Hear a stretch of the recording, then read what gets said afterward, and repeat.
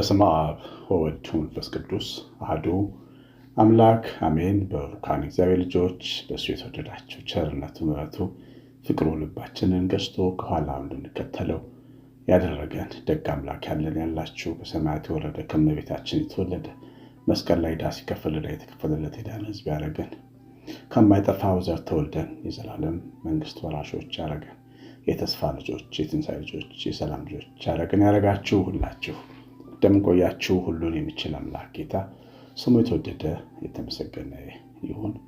ተወዳጆች ዛሬ 3 እናቶች ደግሞ እናግዛለን። ባለፈው 4 እናቶች በመብራት ባሎቻቸው የተያዙባቸውን 4 እናቶች ጠይቀን 4ቱንም እናቶች እንደውም 5 ሰዎች ናቸው የመጡት። እግዚአብሔር ይባርካቸው። አንደኛው ቤተሰብ 4 ልጆች ስላሏቸው 2 እናቶች 2 ቤተሰብ 1 እናት ያግዛል ማለት ነው። ሙሉ እንደዛ ሰዎች የሚያግዝ ሰው አግኝተናል። እግዚአብሔር ይባርካችሁ። አሁን ግን 3 እናቶች ደግሞ አሉ ልጆች ያላቸው ያለ ባል ከዚህ ከባድ ኑሮ ጋር ተናንቀው ልጆቻቸውን የሚያሳድጉ አንዳንድ ቤተሰብ ይዛል። ሚኒመም 50 ሺህ ብር በዓመት መስጠት የሚችል ቤተሰብ ቢሆን በጣም ጥሩ። ለአንድ ልጅ ምግብ መቋጠር ይቻላል። እግዚአብሔር እናንተን ቤታችሁን ይባርክ። 9114138 ስልኬ ላይ ዋትሳፕ፣ ቴሌግራም፣ ቫይበር ላይ አሳውቁኝ። አድራሻችሁን እሰጣችኋለሁ። እግዚአብሔር ፊቱን ያብራላችሁ ቤተሰቦቼ። ዛሬ ስለ ትልቁ መታዘዝ ነው የምንማረው። አብርሃም ትልቁ አባታችን በጣም አስገራሚ አባት ነው። መቼም ትልቁ አባታችን ትልቁ ፓትሪያርካችን ነው። ፓትሪያርክ አብርሃም ይባላል። የብዙዎች አባት ማለት ነው። እግዚአብሔር ስም ሲቀይርለት የብዙዎች አባት ጥሩ አባት የሚለውን ስሙን ወደ አበ ብዙኃን ወይም አብርሃም ወደ መባል አብቅቶታል። አብርሃም ማለት ፓትሪያርክ ማለት የብዙዎች አባት ማለት ነው። እንግዲህ እግዚአብሔር ልጆች አብርሃም በእግዚአብሔር ፊት ሲኖር ከሀገሩ በመውጣት መታዘዝን አሳይቶናል።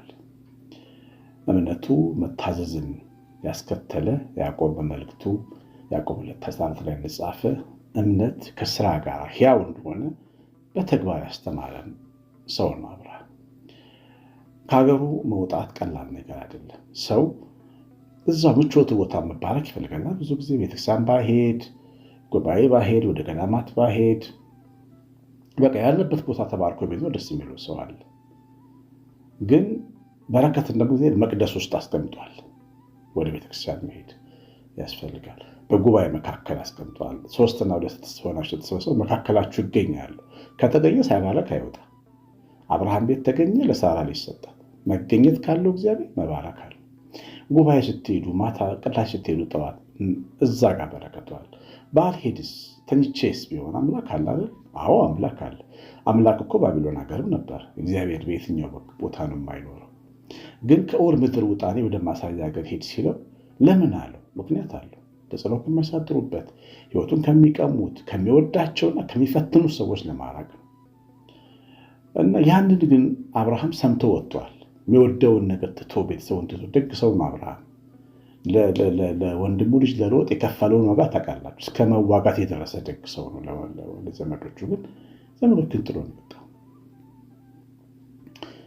እና ግን በጣም የሚገርማቸው የምታዘዙ ብዙ ቦታ ታዘዋል። ልጁንም ሰውተዋል። ለመሰዋት ተነስቶ ሄደዋል። ይህ በጣም አስገራሚ መታዘዙ ነው። ግን ሸለፈት ከቤታችሁ ወንድ የሆነ ሁሉ ሸለፈቱ ይቆረጥ ወይም ይገረዝ የሚል ትእዛዝ ከእግዚአብሔር እንደመጣለት ወደ ዘፍጥረት ምዕራፍ 17 ቁጥር 13 ጀምሮ በቤቴ የተወለደ በብርም የተገዛ ፈጽሞ ይገረዝ፣ ቃል ኪዳኔን በስጋችሁ የዘላለም ቃል ኪዳን ይሆናል። የቁልፈታችሁ ስጋ ያልተገረዘ ቆላፍ ሰው ሁሉ ያች ነፍስ ከኩነት ተለይታ ትጥፋ፣ ቃል ኪዳኔን አፍርሳለችና አለው። የአብርሃም ቤተሰብ መሆኛ ምልክቱ ግዝረት ሆነ ማለት ነው። ወንዶች ሸለፈታቸውን ይቆረጣሉ። ቀላል ነገር አለ መሆኑ የትእዛዝ ለሕፃን ልጅ ሕፃናት ለሚሆኑ ልጆች የሚወጣ ቢሆን ምንም አይደለም። ግን ሽማግሌ 99 ዓመት ዕድሜ የሆነ ሰው ነው የትእዛዝ እየተቀበለ ያለው አብርሃም። የሽማግሌ ቁስል ቁስል አይደርግም። በጣም ብዙ ጎልማሳ ቤተሰቦች እስማኤል አለ፣ ሌሎች ልጆች አሉ፣ ይስሐቅ አለ። ጎልማሳ ቤተሰቦች ሁሉ ይገረዛሉ ማለት ነው። ለወንድ ልጅ መገረዝ ማለት ይወላችሁ በጣም አደገኛ ነው።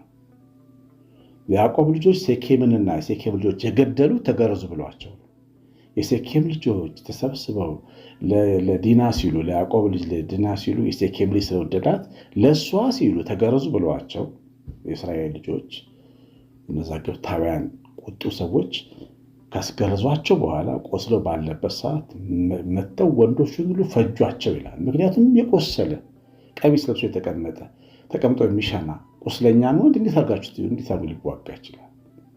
ትጥቃቸውን ካስፈቱ ካቆሰላቸው በኋላ ገደሏቸው ይላል። አብርሃም በዚህ ዕድሜው በዚህ ሁኔታ ውስጥ ሊገደል ይችል ነበረ። አደጋ ጣዮች አሉ ሀገሩ። እዛው በሱ ዘመን ነው የሰዶምን ሰዎች ማርከው ይዘው የሄዱት። ዘላኖች ተነስተው ጉልበተኛ ተነስቶ አንድን ከተማ ይወራል፣ አንድን ሕዝብ ይወስዳል።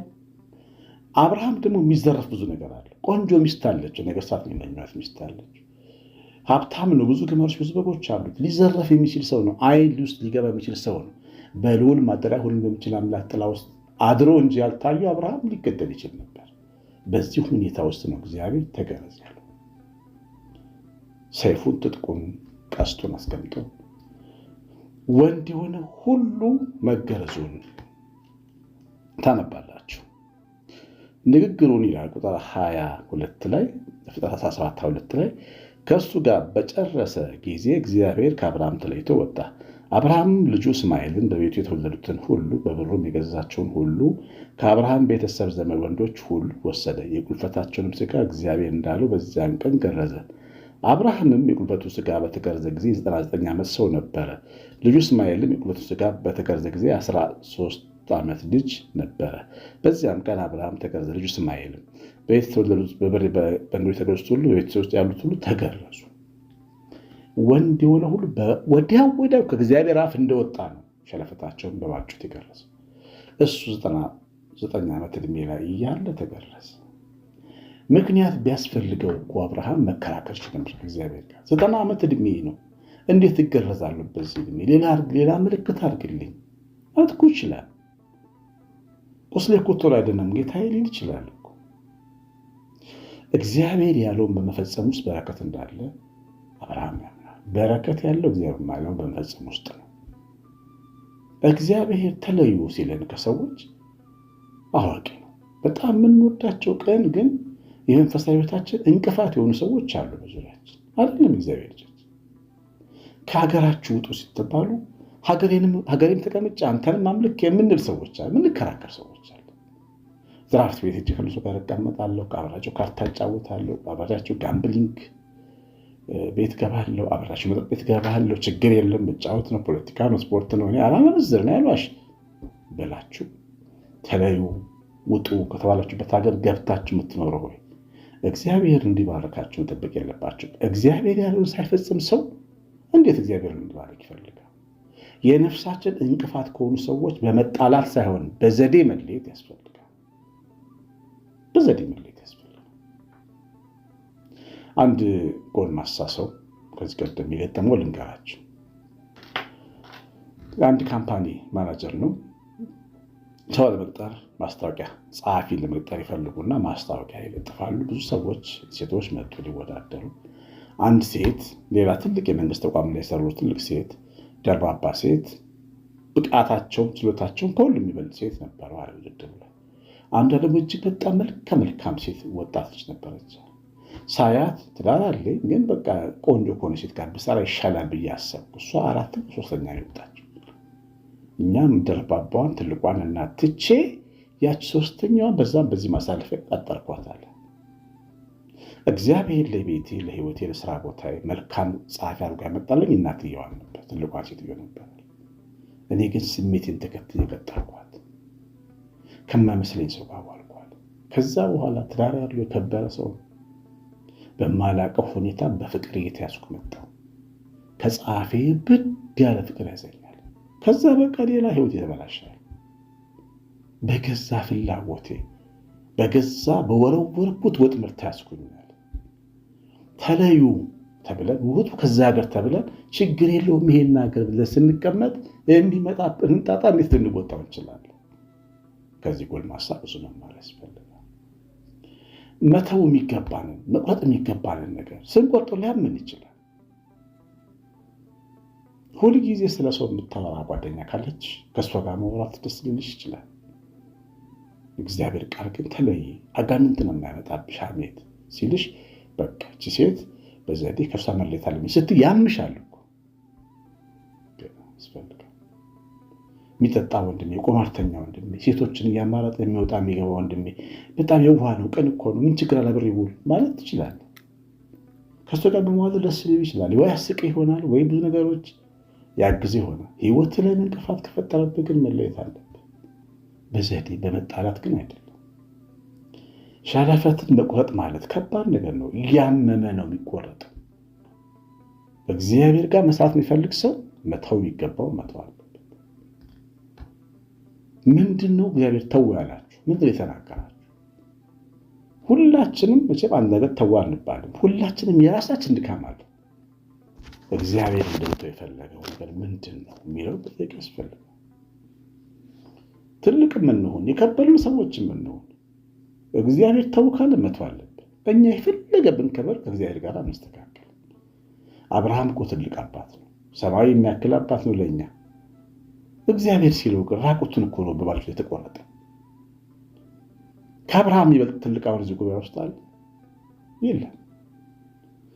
ፖለቲካው ትልቅ አድርጎ ሊሆን ይችላል፣ ገንዘብ ትልቅ አድርጎ ሊሆን ይችላል። ግን በእግዚአብሔር ፊት ግን እኛ ሁላችንም ባሮች ነን። ወቁ ራቁታችንን የምንታየው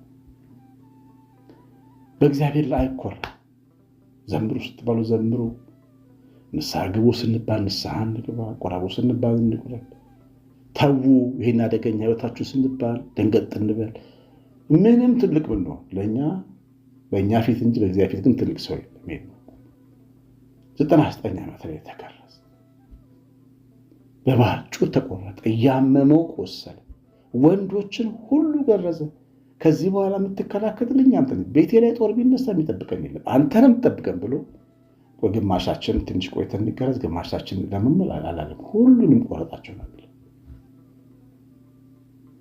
ምን ያህል በመታዘዝ ውስጥ እምነቱን እንዳሳየ ተመልከቱ። የምታኖረኝ አንተ ነህ። ወንድነታችን አያኖረን፣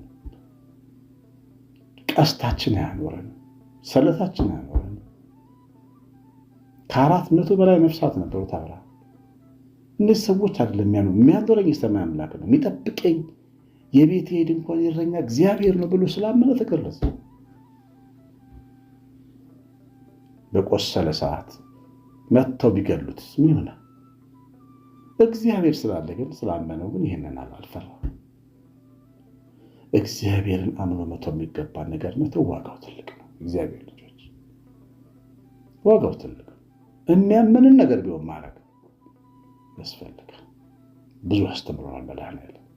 የሰማኑን በልቦናችን ጻፍልን። እግዚአብሔር ቸርነት የእመቤታችን ጸሎት በረከት የመላእክት ጥበቃ አብሮን ይሁን። እግዚአብሔር ልጆች ትምህርቱ ላይ ኮሜንት አድርጉ፣ ጻፉ፣ ላይክ አድርጉ፣ ኮሜንትና ላይክ አድርጉ። 3 እናቶች አሉ የሚታገዙ 09114380 ስልኬ ላይ ዋትሳፕ እና ቫይበር ላይ አሳውቁኝ። እግዚአብሔር እናንተን ቤታችሁን ይባርክ። ቀሲስ አሸናፊ ገብረ ማርያም ነኝ። ሰላም